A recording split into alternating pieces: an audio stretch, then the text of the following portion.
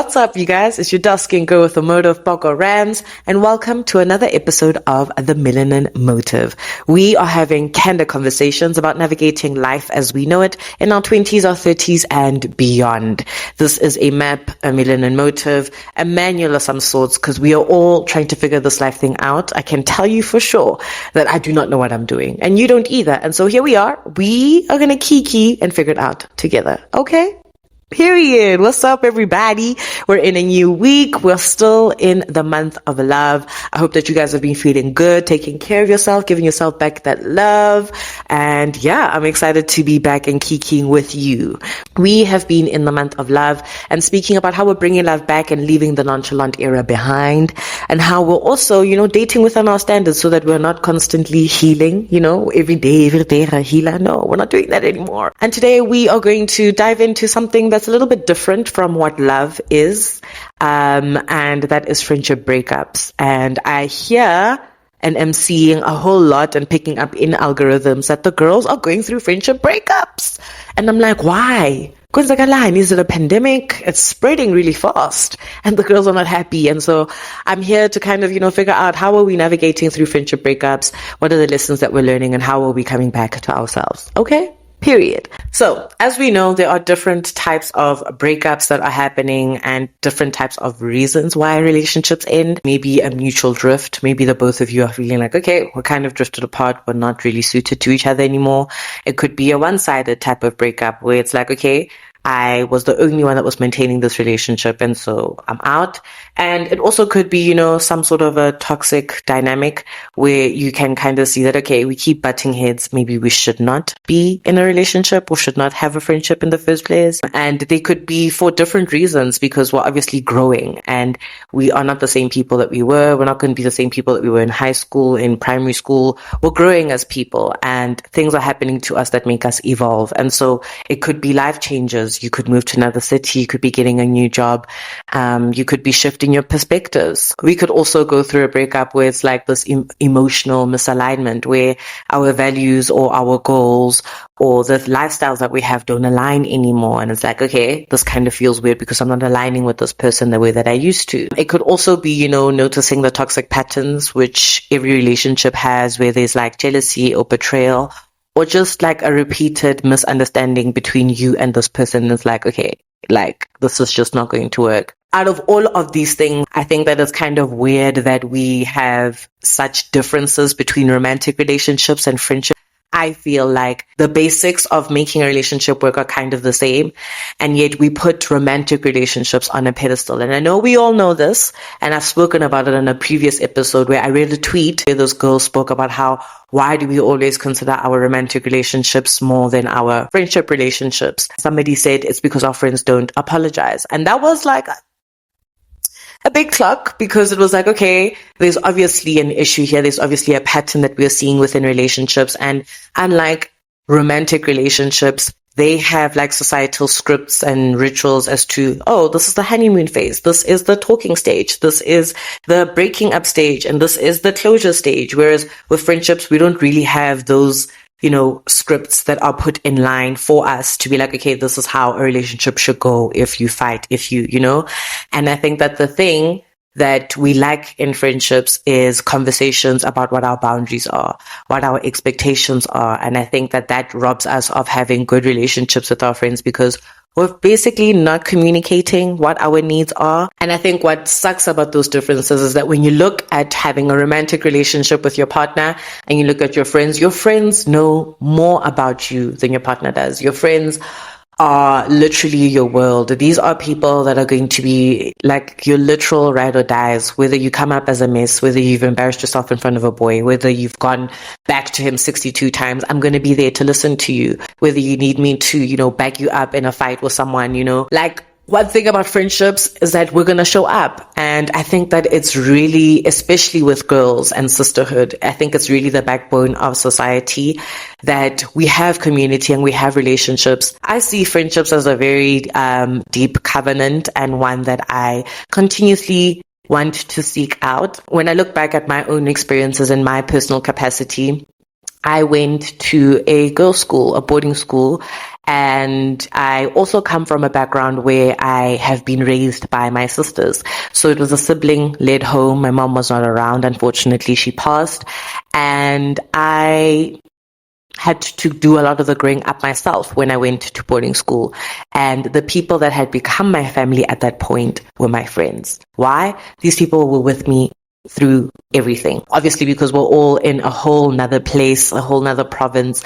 We're there stuck together, having to wake up by the bell, go to activities, go to school, come back to hostel and have these different lives that you live apart from home. And so a lot of the growing up that I had to do or was doing was in this environment with people that I grew with, people that I saw as my sisters, people that were my friends, people who were my confidant, people that comforted me, people that made me laugh, people that really just put so much of love into me and have created the person that I am today. And I think that's why for me, friendships are so deep, because I had such deep connections with people, because I built a family.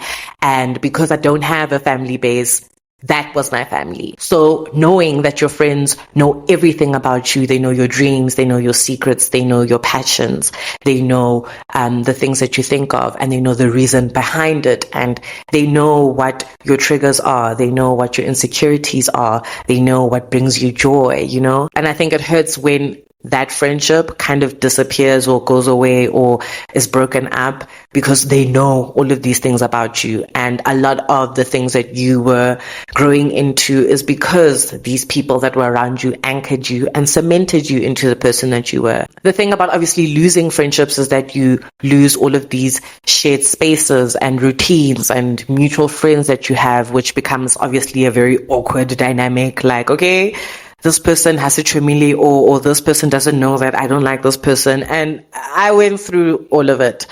It was quite an interesting dynamic. I think that obviously with friendships, it's something that shapes your identity and makes you who you are. And so, of course, when you're losing someone, it feels like I'm losing a part of me, because this person was a part of who I was building myself up to be. And so for me, the way I look at it is a whole lot of depth. And what I had realized as I kept growing up is, okay, I went through these breakups. What am I supposed to be learning from them? Obviously they're valid. This person's feelings valid. My feelings are valid. And now I'm in a process where I have to let myself grieve and just be like, okay, I need to go through it, feel it. And even when I'm not feeling it, because I'm like, actually, or, that person fucked up, or they didn't even communicate that this is how I made them feel, or this is how I should have communicated that this is how they made me feel. Now the friendship is over, and now I'm in the grieving stage. And in the grieving stage, there was a whole lot of reflecting on what those dynamics were. I had to ask myself questions like, was I truly being myself? Was I showing up as myself? And was I showing up as the best friend that I could be to those people? And what I've realized as I reflected is how much I self-sacrificed myself. I just had this savior complex and this people-pleasing thing where I was just latching onto people's ideas and whatever it was that would, make me feel like I'm a part of them or make them like me. Obviously with people-pleasing, there's this longing to be accepted, to be seen, and to be like, okay, I want to be Poco's friend. I thought in my head that I would need to people-please my way into these people's lives, only to realize that at the end of the day, how exhausted I was, how overwhelmed and how overstimulated I was, that I was not showing up for myself, but I was doing it for every single other person. Of course, in looking back, I'm realizing how much I needed to let go of certain relationships and friendships. It was only bringing me back and closer to myself, because I had spent so much time people pleasing that I got to a point where I latched onto identities of other people and values and things that were not me, that were not mine, that were not my opinions, and not something that represented Boko. I absorbed so much of what my friends were, what their spaces were, what their families looked like, what their beliefs were, that I didn't know where I started and when they ended, or when they ended in my life and when I started. So I don't know where I began. I don't know who I am. I don't know who I've been, because I've latched onto everyone's identities. And the one thing that I wanted to do is to just, power to the girls. Let me see if they wanted to, see me, be my friend. And I'm glad that I went through that, because it made me realize how much I needed myself, how much I needed to see the God in myself and the image that He's made in me of him. The things I had to ask myself was, who am I with these connections? Who am I without these connections? What do I believe in? What do I want? What do I need in relationships? And I think that the answer for me was that I needed to be loyal to myself, that I needed to love myself, because I wasn't giving myself that love. I was going out searching for it because I felt that there was a void that needed to be filled. And of course, I'm growing and I'm seeing my patterns. And now I get to see, okay, how can I be accountable? How can I show up better in this relationship, in a new friendship, so that I don't repeat the same patterns and mistakes? I think that it's also okay for me that in my loyalty to myself, that it's okay for me to be confused. I can decide one thing and change in 15 minutes. I'm not the same person that started this podcast 16 minutes ago, 17 minutes ago. I'm a whole different person. I can change my perspective. I can allow someone to correct me and say, actually, Boko, you did this and I think that you fucked up. I am allowed to be teachable and to learn from my mistakes. And I wish that we had more conversations with our friends about what those boundaries and what those expectations are, because I think that as I kept growing and evolving as a person, I was now getting into, okay, now I don't want to be treated like this. No, now I won't be spoken to like this. And of course, the moment that I'm standing on my business and I'm not shaking, then you lose people because the people were used to overriding those boundaries that they never even knew of. And so to establish something that they have been dealing with, for instance, for like 10 years, that, oh, we know you like this. And then obviously I'm evolving, I'm becoming a new person. I'm placing my boundaries, I'm placing my expectations, and some people are just like, this is not writing for me, because now all of a sudden your girl has a backbone. And shout out to me for having a backbone, because for the longest time, I did it for other people. And now I'm like, does it do it for me? I think that obviously with that, of course, seasons change. And I obviously had to sit there and be like, okay, I need to be accountable for my actions and see what my patterns are in my relationships with my friends, especially because I see it as such a big thing in my life to have friendships and community, especially with women. Women are the people that have anchored me and have built me and have encouraged me and have showed me so many things and have made me the person that I am today. What I have to realize is that in people's stories that I might be the villain. And I think it's kind of a hard pill to swallow, especially because I'm sitting here thinking that I know that my intentions, were pure. And now I have to get used to that the idea of me that's painted somewhere else is going to be different, or someone's going to say something bad about me. And you know what? And I'm just like, for someone who's a people pleaser or a recovering people pleaser, period, it's kind of hard to kind of navigate because I don't have a control over the narrative. I can't say, no, but I didn't do that, or I can't do any of that. It's like literally out of my control, but also because I'm trying to get in front of the fact that my intentions were pure, or this is what I meant, or this is, I just feel like as long as I told myself and as long as I know that I'm accountable for my actions and what I can do better in my new relationships, then that's okay. I think sometimes it made me feel insecure because I wasn't even being myself. I wasn't showing up as myself. And so I lost myself in the process. And so I needed to lose those people. I needed to lose people to find myself. And I'm grateful that I did, because now I'm like, okay, my boundaries are in place. And now the people that are coming in, as we said, we're handing the syllabus. And this is what is happening here at Boko Haram's headquarters. This is how it's run. And it's either you're in or you're out, because this is how she runs things. This is how she communicates and has relationships with people. You get what I'm trying to say? Period. So how do we heal from it? I think the best thing to do is to sit with yourself and analyze what are your patterns, what are the things that you're doing wrong. Could you have apologized better? Could you have communicated your boundaries or your expectations better with the people that you're with? And also ask yourself, who am I with these relationships and who am I without them? I think that it's also really important to build new foundations that can allow you to be free in who you are, to feel considered, to be seen. And with that firm foundation, you want to have self-love, because you've practiced and you are understanding that actually I don't want to keep healing from things that I know are not serving me. I can already see that this relationship, this friendship is a red flag, or this person doesn't treat me the way I want to be treated, and so I'm leaving, so that I don't have to keep going through healing phases through each and every relationship. You get what I'm trying to say? Period. I think what I want in friendships right now in my life is, first of all, I want someone who is curious about me. I want people who are curious about what I like, curious about what I don't like, curious about what my passions are. I don't want someone who's just like, okay, I'm just friends with this person and I don't know anything about them. I want them to be like, what is more about Boko? How can I, explore more about who Boko is and where she comes from and what she likes? For me, that is a form of consideration, which is the second one.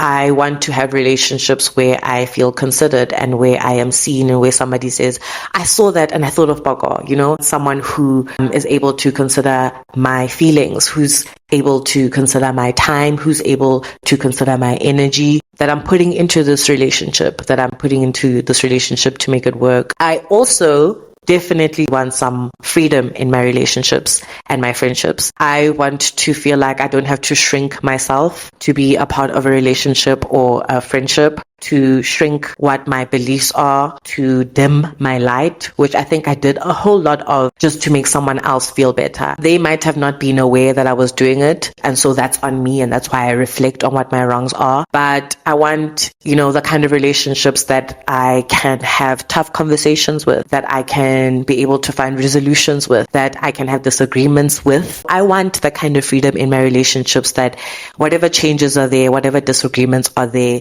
that I don't have to feel like if I tell them that this is my problem, then it's a fear of abandonment. She's not going to want to be my friend anymore. No, I don't want to feel like if I fight with this person, if I tell this person a grievance or something that bothered me, like, hey dude, by the way, I didn't like that you did this the other day. Can we speak about it? And you're like, hey, yeah, sure. Like, let's speak about it. Actually, this is what I meant. Let me tell you. Because I think sometimes, especially with girls, we like to think, oh, it's probably jealousy. Oh, it's probably ing. And yes, a lot of the times the patterns are patterning and you can see, and you need to suss out what people's intentions are. You need to obviously have a spirit of discernment. But at the same time, we're so quick to get there because we have first of all, our own insecurities, but also just like, we need to be open to the fact that people are going to disagree. I literally have sisters and I disagree with them and we argue a lot, but at the end of the day, they are still my sisters. You need friends. You need community. You are not in Bogota. You can't do this whole life thing alone.